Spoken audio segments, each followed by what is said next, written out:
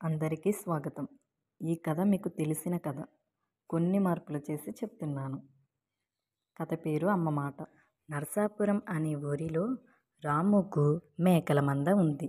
ప్రతిరోజు ఆ మేకలను మేత కోసం ఖాళీ ఉన్న ప్రదేశంలో మేకలను తీసుకువెళ్ళేవాడు. ఆ మందలో ఒక మేకకు పిల్ల పుట్టింది. పుట్టిన పిల్ల అప్పుడప్పుడు మంద నుంచి బయటకు వెళ్ళిపోయేది. ఆ విషయం గమనించిన తల్లి గట్టిగా హెచ్చరించింది. ఖాళీ ప్రదేశంలోనే ఉండాలి, రోడ్డుపైకి వెళ్ళకూడదు, వాహనాలు తిరుగుతాయి, ప్రమాదాలు జరుగుతాయి అని హెచ్చరించింది.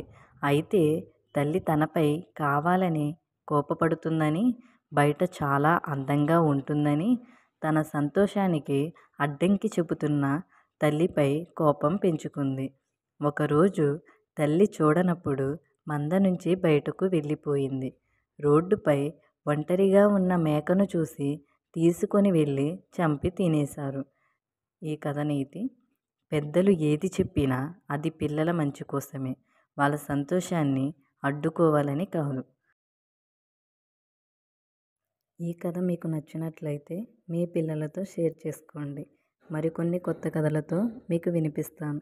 ధన్యవాదములు.